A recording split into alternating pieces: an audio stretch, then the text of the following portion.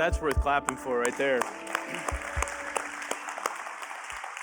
There's literally nothing better than a baptism recap video. That was all our baptisms from May, and I believe we have some baptisms after this service, just like that with confetti cannons and everything. Let me tell you, we celebrate stuff that's worth celebrating, and that is worth celebrating. And I'll tell you what, if maybe you came today and you know you've made a decision to follow Jesus, but you weren't planning on baptism, can I tell you, we're ready for you. And you're like, well, I'm wearing clothes. Well, we hope you wear clothes. That's okay. But we have towels and we have other things in place. So if you want to follow Jesus in baptism today, you can do that after this service. I want to encourage you. We're ready for you each and every Sunday. Hey, welcome. Can we just take a moment and welcome those watching online? Can we do that as well? And just welcome them. We appreciate you. My name is David. I'm one of the pastors here, and today we're continuing in our series called Real Bad Habits. And today we're going to tackle a habit that you've probably already done, a really bad habit you've probably already done today. Because maybe last night some things messed up your schedule, and someone made you do something, or you had to do something you didn't anticipate, so you're like really tired this morning because you didn't get enough sleep. Or maybe on the way here, someone was driving really slow and they kept you from getting that light, that you were trying to get. And then maybe someone took the parking spot you were after. We're not going to point any fingers, but someone took the parking spot and you weren't able to get that. What happens when we do this stuff? What happens when those things happen? What do? We complain, right?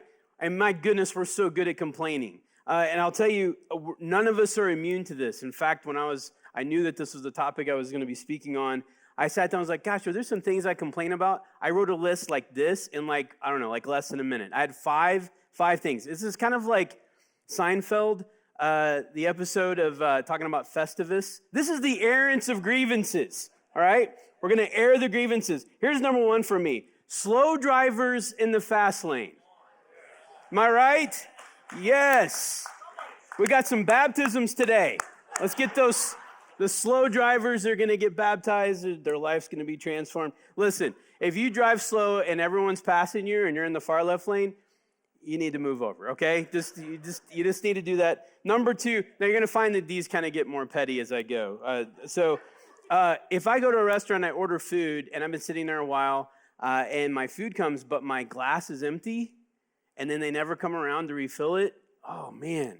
I want to have something to drink this down. Like if I have this hot food, I'm going to need something, right? Okay, see, it gets petty. The next thing would be TSA, IRS, DMV, any kind of thing that has letters. I tend to complain when I'm there. Talkers during movies. Yeah. Hey. Kenny. Oh my goodness. I love you, brother. So yeah, talkers during movies. I remember our family, we bought tickets for Endgame, Marvel Endgame. We were so excited about it. We bought these tickets way in advance.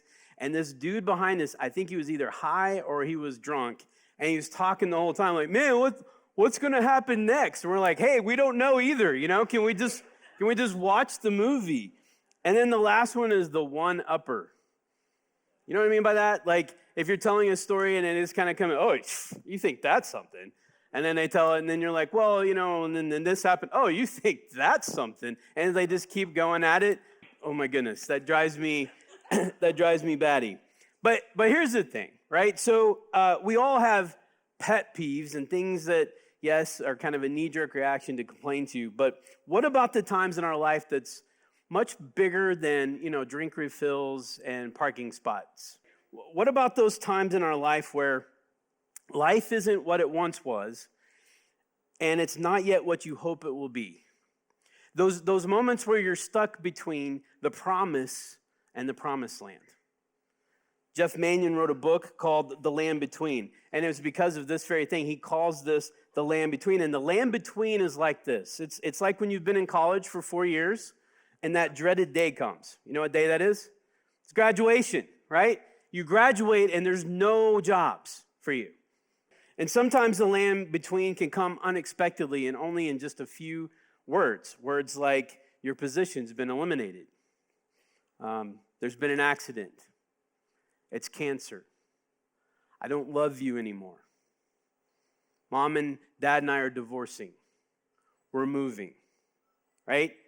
In those moments, welcome to the land between.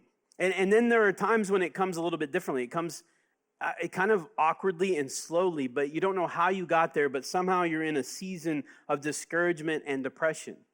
And you don't know how you got there, you just know you're there, and you have no idea how to get out of it. Well, this place, the land between, it's a fertile ground for complaint.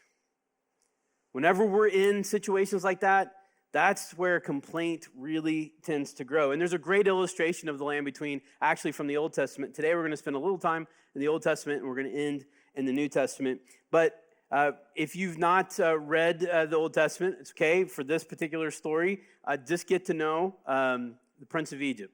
Great movie. Honestly, it's really great. Because you hear the story about how there were God's people, the Hebrews were in bondage and in slavery for 400 plus years. And for 400 years, their food was provided by their masters, the Egyptians. And so they helped build all the stuff that the Egyptians had. And for 400 years, families were torn apart and backs were torn up by whips and there was chains involved. They were slaves for 400 years. And they cried out to God. And in the midst of that crying out to God, God sent Moses as a deliverer for the people.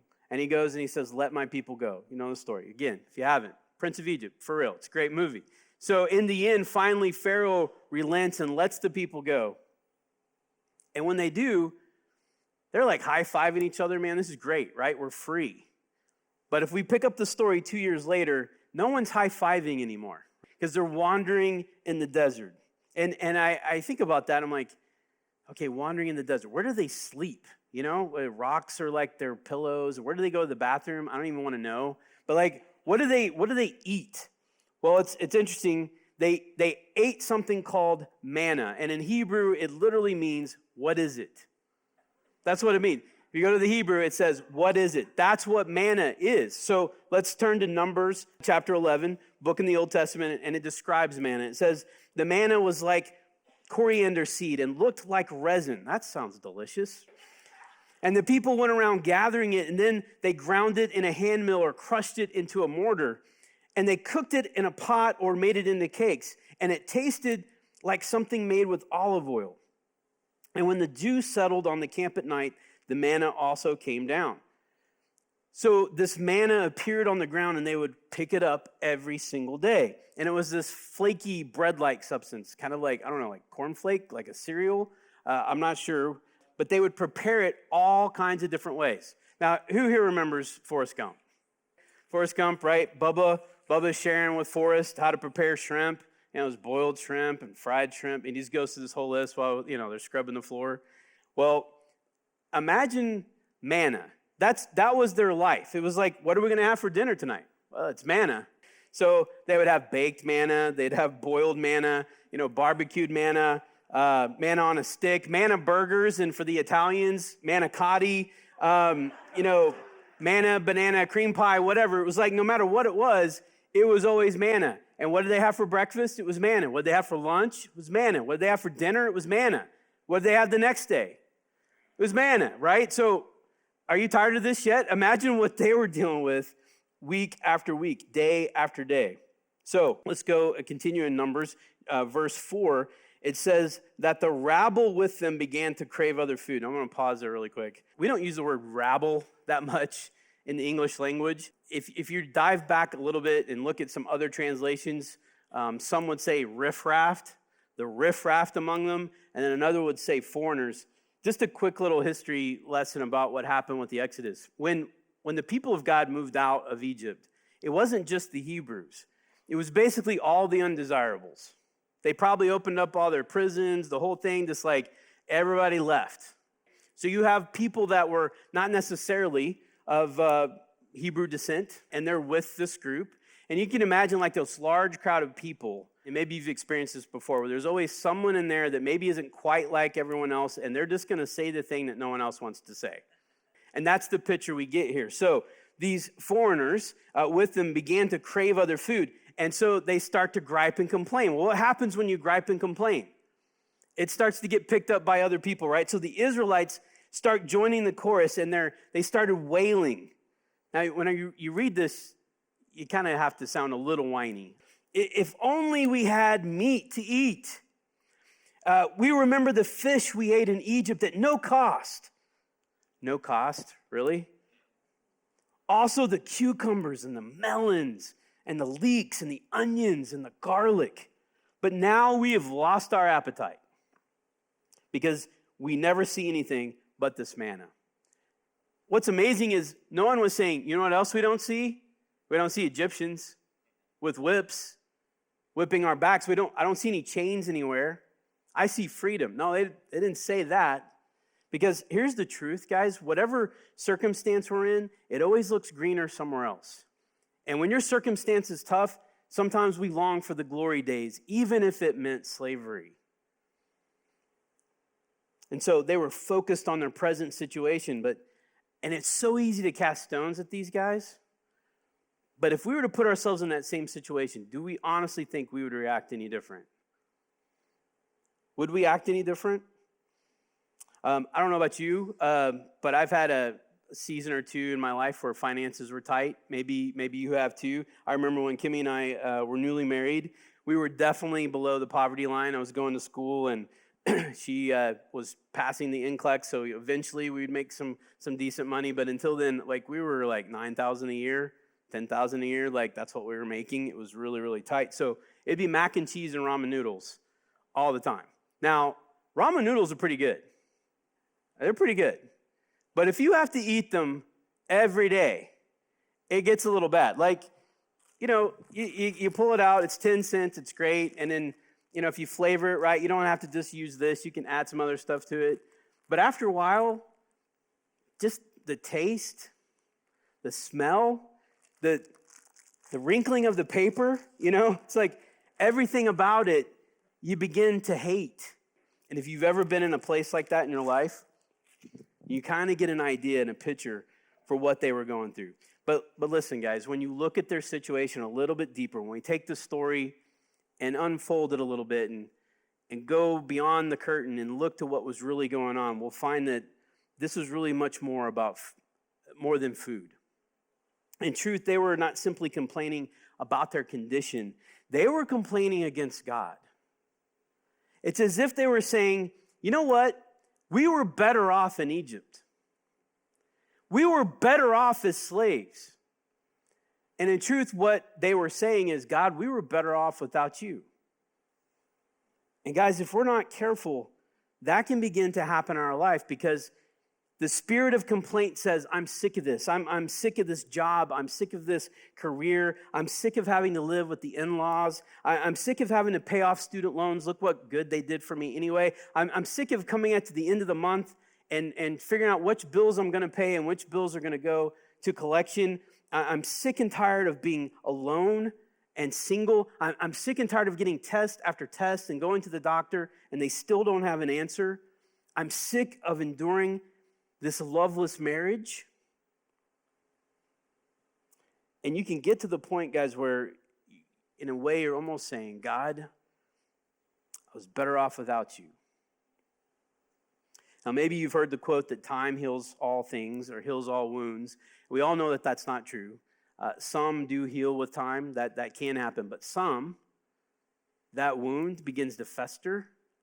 And over time, we can become so cynical or so bitter about life. So the question is, what does God want us to teach? What does he want to teach us in this land between? Because we all experience it. And the question is, it's not so much about what you're going through, it's about how you react. Because that reveals the person you are and the person that you're becoming. So when you're in the land between, whatever that is for you, you have a choice. You can either complain or you can learn to trust God. So let me ask you a question. We all know someone who trusts God. We all know that person who's like the most joyful person, happiest person. So I want you to just take a moment. Think about that person. Think about the person that you know is like the happiest person you know, the most joyful person. And I don't mean the fake happy. Those people we can complain about. That's in the book of whatever. No, those people don't worry about them. I'm talking about the genuine, real people who, when you see them, they're just full of joy. And in fact, you just love being around them because the time when you're with them, you just feel better. And maybe they draw you closer to God. Think about that person. Now I want you to think about the unhappiest person you know. The most joy-challenged person, the most negative, bitter person. They complain about everything. They're just miserable most of the time. Now I want you to think about that person. Don't look at them, okay? Don't elbow them, okay? Just think about them. Because here's the thing. Nobody wants to be around that person. But in truth, there's probably some of us in this room that maybe you feel like you're looking more like that person than the first person.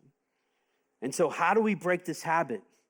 How do we move beyond complaining and how do we get out of this land between? Well, I think it's best to hear from the best on this topic. And to me, that's the Apostle Paul. So we're going to switch gears to the New Testament because here with Paul, you find someone who used to be an oppressor, kind of like the Egyptians were to the people, the Hebrew people. He would take people who decided to follow Jesus and he would imprison them. He would separate families. He would have them killed. But on the road to Damascus, Paul had this conversion experience where he met Jesus. And his life was completely changed. But with that came a lot of hardship.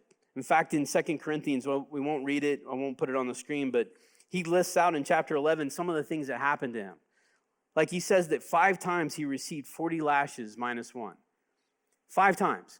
So if you're to see Paul's back, it had lots of scars. 5 times. 3 times he was beaten with rods. And then 1 time he was stoned. Now, to young people here, that doesn't mean what you think. Took stones and would throw them at him, right? And then 3 times he was shipwrecked. And he says that he spent an entire day and night in open sea. So I hear that and I'm like, you know what? This guy probably has reason to complain. He said yes to Jesus and this is the life God called him into, to share the good news. Well, here's what he has to say about complaints. Philippians chapter 2, verse 14 he says, do everything without complaining or arguing. Do everything. Most Christians, we can do some things without arguing or complaining, but the real difficulty comes with doing everything without complaining or arguing. Now, I want to be really careful here, guys, because when you hear everything, you might think, okay, what about this circumstance, this circumstance? And it's important to take a moment to say this doesn't mean that we never confront or admonish when it's required. Okay? There was a time Jesus turned over tables.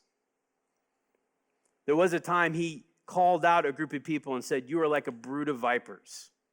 Okay? So there are times when we have to stand up for injustice, things like that. But those things can happen from a healthy place and can come from love. Complaining is different because complaining is a reflection of a spirit of ingratitude. It's a way where we rationalize our disobedience to God. Now notice he says, do everything without complaining or arguing. So with arguing, we argue all the time because we think we're right. And I don't know if you've experienced this, but maybe have you been in an argument where halfway through you realize you're wrong, but you just keep going? You just double down, you just yell it louder, thinking somehow that's going to do it. Why do we do those things? Well, the book of James describes it this way. He asks this question. He says, what causes fights and quarrels among you? Don't they come from your desires that battle within you? You desire, but you do not have, so you kill. You covet, but you cannot get what you want, so you quarrel and you fight. So we do this because we're not getting what we want. But if I could take it a step further, it's more than just not getting what we want.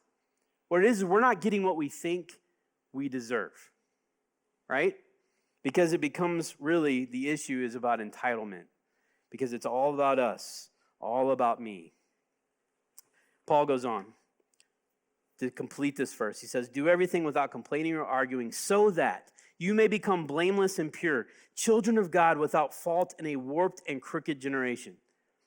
And I love this because Paul could have said, do not lie so that you become blameless and pure. Or do not cheat, don't cuss, don't steal so that you become blameless and pure. But instead he says, don't complain. Because here's the thing, guys. When we do, we make it all about us and what we think we're entitled to. But in its humility, that makes us pure and blameless.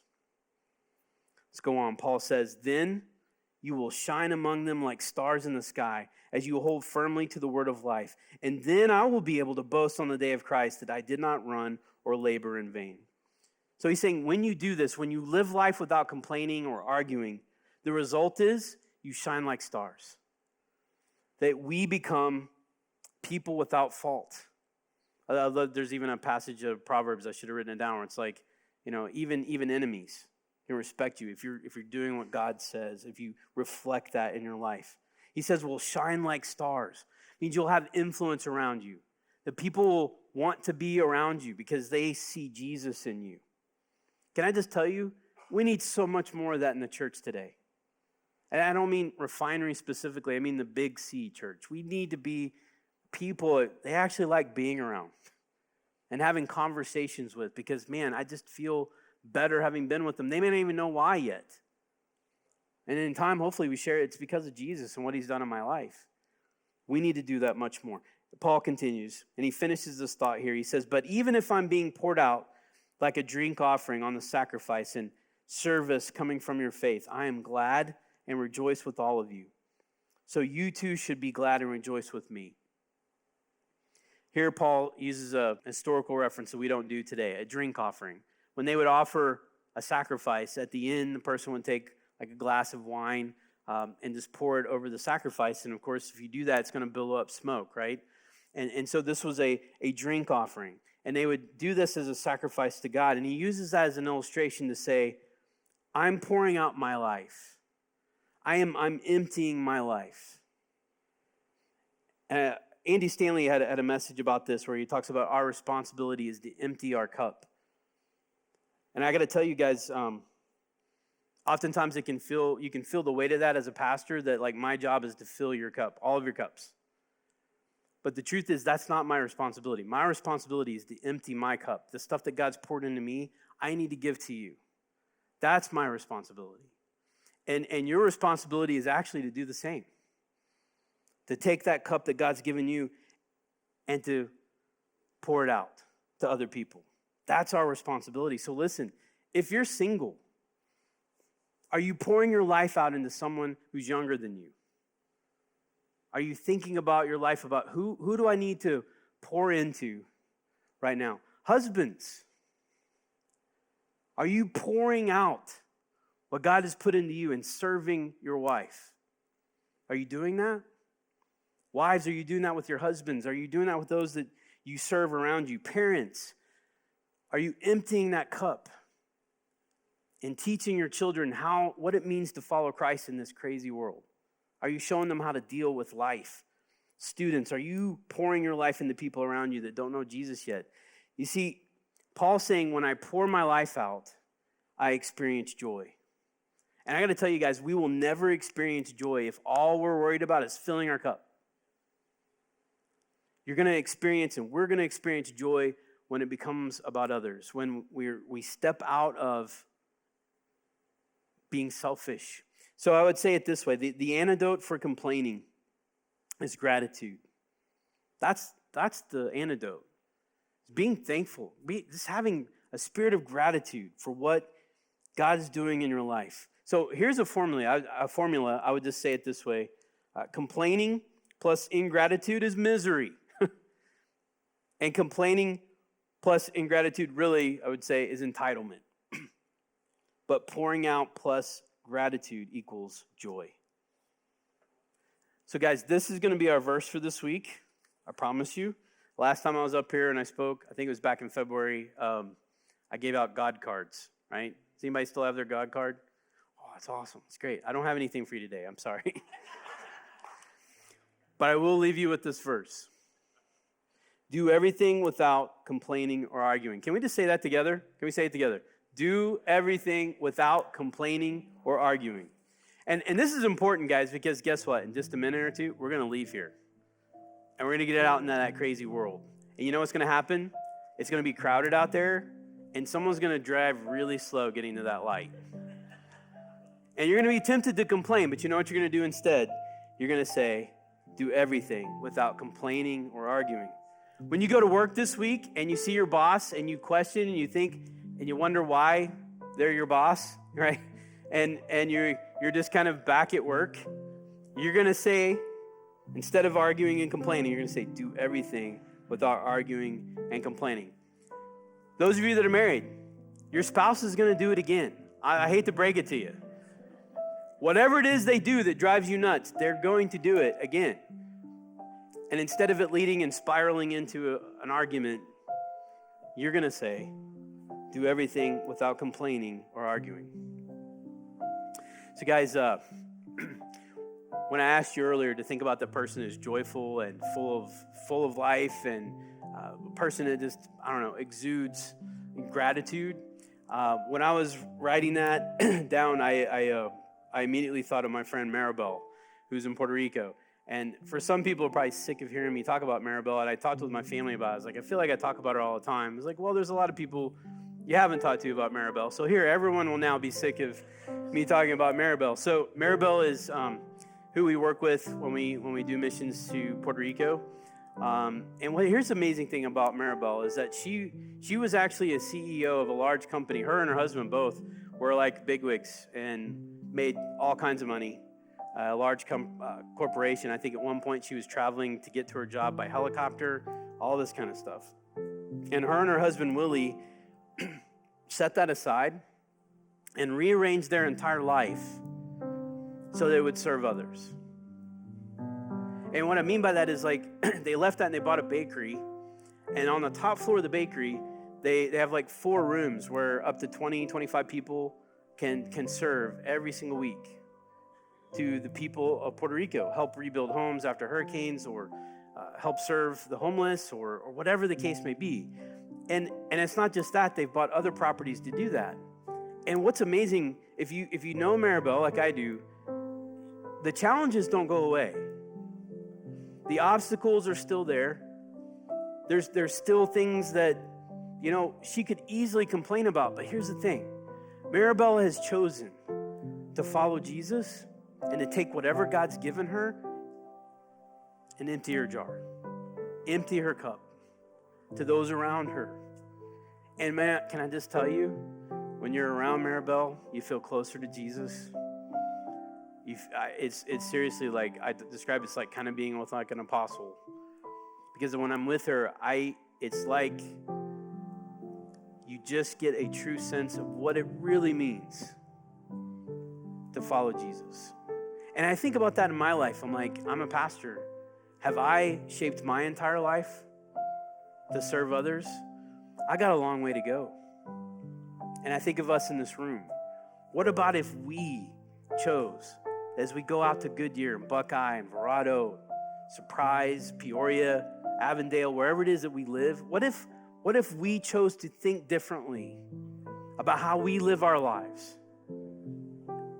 To take the things that God's given us and to just speak life over people, share what God's done in our life and just do that. What would happen? I got to tell you, our world needs more and more of that. Need Jesus.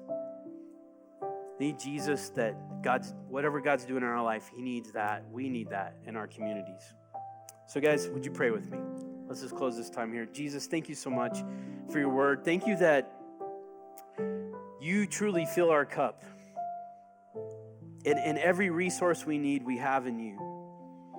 And Lord, I thank you that we're no longer slaves, that we're no longer slaves to sin or fear or even death because of what you've done for us on the cross. And the fact that you rose again 3 days later. We are now free. But Lord, I pray we don't use that freedom to complain, use that freedom to think about ourselves. But Lord, instead that we would take that to be a light, to shine like stars in this community. Lord, I pray that you would teach us to do that. Lord, some of us, maybe step one is we just need to start trusting you. Start trusting you with our marriage. Start trusting you with our jobs. Start trusting you with our health. So Lord, for those of us in the room in that situation, Lord, we just give that to you. Lord, if any of us are in the land between, we feel stuck, we feel like we're just never going to get out of this, I pray, Lord, in Jesus' name, I pray you just kind of pluck them out of that. Help them step into what's next. But God, I pray that you would show them what it is you need them to see along the way.